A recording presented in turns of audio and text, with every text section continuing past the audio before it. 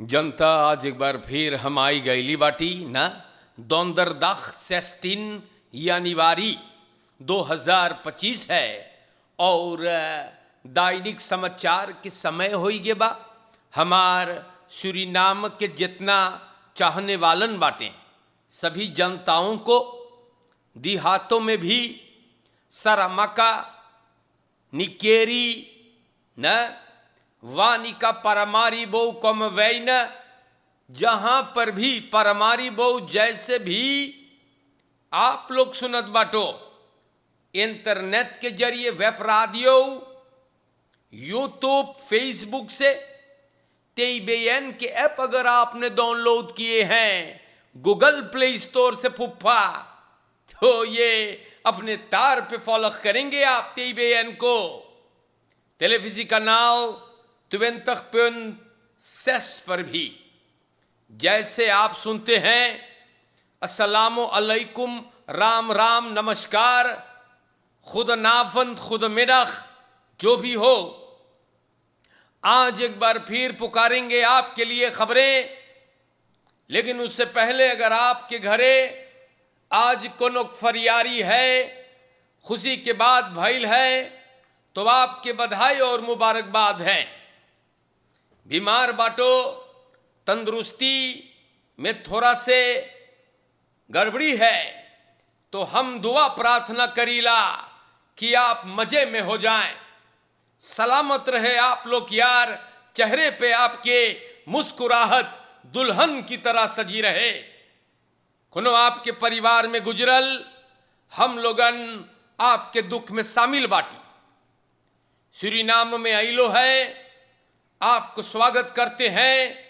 सफर करेंगे तो आपके सफर में आसानी हो जाए। देश के जनता लोगन दैनिक समाचार सरनामी में न्यूज, और सबसे पहले हम वेर बरेख्त आप लोग के नाम पे रखीला बवलक मार ओफर वेखंत सोनख इन द मिडख, बोली से सबन की सबेरहा तनी बवलत रही, लेकिन वो समाप्त खत्म होकर शाम के समय में सोनख रही, यानी कि घाम निकलेगा और हवा वेंत स्वाक यानी कमजोरी से बहेगा। तो ये सब बातें मौसम के हैगा। और जनता लोगन और आगे हम बढ़ीला, आप लोगों को बताने जा रहा हूं कि देश के हालात क्या है। मौसम के बाद यहां पर सूरीनाम के जनता लोगन cabinet president waardeert ondersteuning huis Asiana। तो प्रेसिडेंट के कैबिनेट के मतलब है जहां पर उनका दफ्तर है, जहां से वो अपने काम को करते हैं। कहे हैं सबन कि वो लोग जोर तोर से काम करेंगे। हैस आसियाना के जनता जो है उन लोगन के कि बढ़िया हो जाए, परिवर्तन आ जाए, उन लोगन के लीफ ओमस्तांद खेद में, मतलब जोन तरीका से सब वहां जीते हैं, रहते हैं, बेचारे गुजारा करते हैं, वो और अच्छा हो जाए। और बोली सेगा कि जनता भी और कुछ संस्थाएं और खनिसासिस भी ये फैसला किए इस बयार देता है इसको और बढ़िया बनाने के लिए। कैबिनेट प्रेसिडेंट इस बात से बहुत खुशी हुआ। हमारे सूरीनाम के जनता बहुत बढ़िया बात है। और गुजरे हुए साल 20 सेप्टिक टैंक खाली किया गया ना, और उसमें हाथ बटाई है ग्लोरिया बॉक्स त्रफस दे वाला और एक खनार अकाहारी का। तो बड़ी विशाल बात है जनता, बहुत मोई बात है। ये लोग जो है आसियाना में बेचारा नाज रहे हैं, कमजोर हो गए हैं, दिनार हो गए हैं, लेकिन हम लोग के ना चाही भूले के कि एक दिन ही बेचारन जवान थे और देश में भी एक अच्छा बैदरा खलीफर करी सेगा, काम किए हैं देश में, मेहनत किए हैं और देश के उन्नति में भी ये लोग हाथ बटाए हुए हैगा। तो बहुत अच्छी बात है और बहुत विशाल कि और लोग भी अब इसके बारे में कुछ ख्याल किए हैं। हमारे प्यारे भाइयों, यहां पर सुनियो तमाशा भैया। देखो पोलिसी वेल फेई होरन over uitspraken contact met Bouterse। हमारे सूरीनाम के जनता लोगन, हम आप लोगन के बताइला सूरीनाम देश का विस प्रेसिडेंट रोनी ब्रुन्सविक जो खुद की तारीफ बयान करे है। पहले वो फरमाया कि सबसे इंतखर आदमी है, फिर अपने आप को फोलक्स लीडर बताता है। प्यारे जनता, ई फेइया के एगो ब्रीफी मिलल हैगा, सिपाही फेई के ब्रीफ पठाई से, कारण कि फेई तनी ज्यादा भगभका है ना, इतनी ज्यादा भगभग करे है और ये बोली से कि फौतो पाई रहा एक्स प्रेसिडेंट बाउतर्से के जहां से वो लुकान रहा। बाउतर्से को सिपाही खोजत रहा जैसे शिकारी कुत्ता हड्डी खोज रहा हो। 15 लोगों के कत्ल में, ऐसने स्टार न्यूज पे लिखल है, 20 साल की हवालात सुनने के बाद बाउतर्से कायरों की तरह लुकाई गए जाकर के, जैसे चूहा बिल में घुस गए ना। लेकिन प्यारे भाइयों, फिस प्रेसिडेंट के ब्रीफ पठाइल है सिपाही, बाकी अब्बे वो ब्रीफिया पे लड़कुआ गौर न करी सेगा। सिपाही मांगे हैं फेई के सुने, ओके मांगे फरहोर करे, वन बड़ी जोर भगभका है ना, और बोले है कि बाउतर्से 3 दिसंबर के ओकरे का फोटो पठाए रहा, मरने तक सबन बड़ी अच्छा मुलाकात होत रहा ना, अच्छा संबंध था। अब ब्रुन्सविक बोले वो ना जाने कि फोटो बाउतर्से पठाई रहा, अमदात नवाने मर रहा ना। तो सूरीनाम के जनता लोगन वुंसदाग के रात फा मिनिस्टर के फरखादरिंग से पहले फेई जर्नलिस्टन से बात करते वक्त भी बड़ी जोर भगभकाई से लबलबहाघट।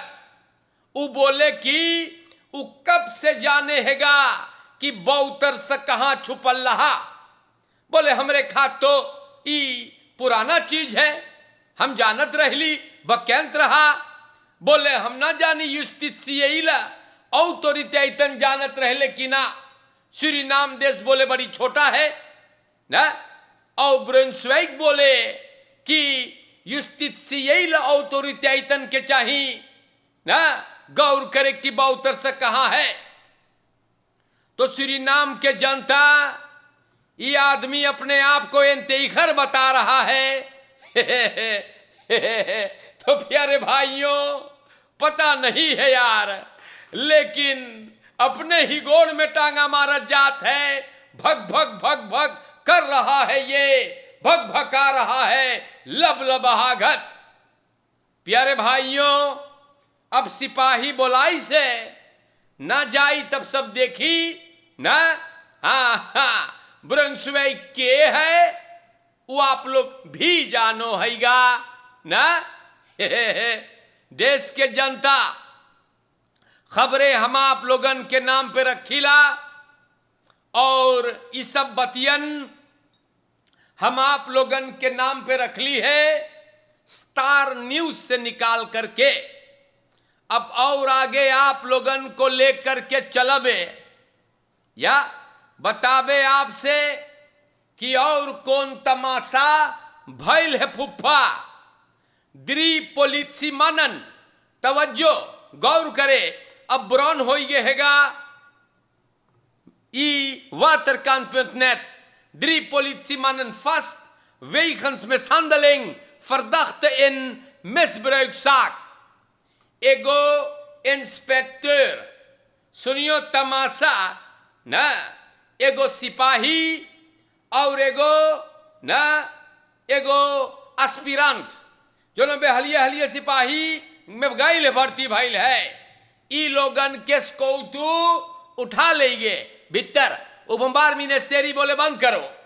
अब शक है सुनने में आई से कि फरदाख्ता RM नेखनन 20 jaar के हैगा 22 नवंबर के सेदन मिसब्रुइक के केस में भीतर किया गया। मतलब बदमाशी करी से छोटा लड़का के साथ 14 बरस के नेक को खराब किया। इस केस में जनता 2 और नौजवान गिरफ्तार भइल है। अब फरदाख्त 22 की हां हम लड़किया के संगे बदमाशी कल्ली बाटी। फरहोर करते वक्त सांतो दौरब के पुलिसी एक खूब ठोकी सेगा। अब अदफोकात निकर पड़ल है मौरी नेप्त बोले देखो हमरे क्लिएंट RM को छोड़ो। लेकिन प्यारे भाइयों ना बोले ये आदमी अपने आप को फर्दीद न कर पाई।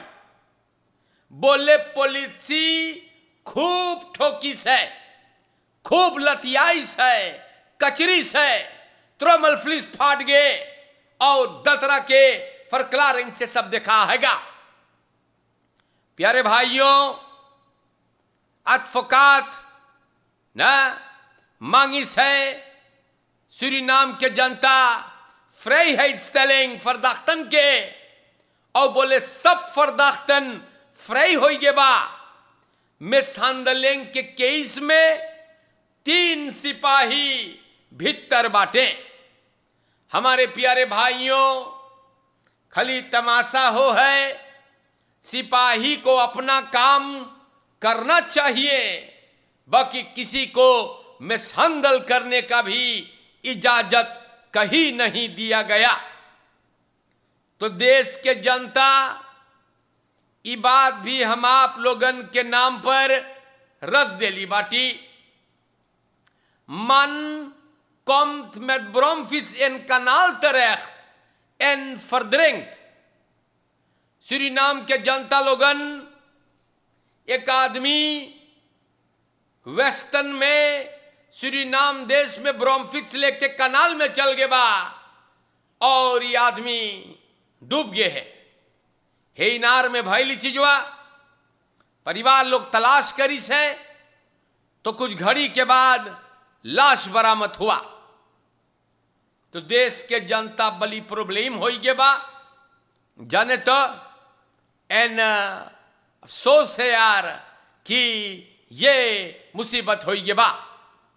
प्यारे जनता लोगन यहां पर भी हम आप लोग से बताइल Poging tot klemrijden leidt tot achtervolging waarbij politieverdachten klemrijdt। तो मार्टिन लूथर किंग weg और दखरातweg के क्रासिंग पर ना सिपाही वुंसदाग के रात के 3 लोगों को पीछा करते वक्त गिरफ्तार कर लिया। सिपाही को मेल्डिंग मिलल है या और सबन गैल ऑटोमोबिलेस बतावे है कि लेक्सस चलाने वाला ओकर गाड़ी मांगी क्लेम रही करे। सिपाही गैल ख्याल करी सका और क्नेपस्त्रात के आसपास में ना। जब मनैयन लेक्ससवा वाल्स को तू गाड़ी देखी ने तो भगिन हैगा मार पॉलिसी पकड़ ले इसे सबके गिरफ्तार है और इन गधों को लिफोर्नो के थाना पर ले गए हैगा। प्यारे देश के जनता लोगन खाली तमाशा हो है, हम बताइल आप लोग से खाली मुसीबत। एक बात बोलेंगे फरकेर में आप लोग ख्याल करे न मोई से फ्रंट वोर लग रहे चोरन चपाटन से बच करके या और अपने बच्चन के ख्याल करे।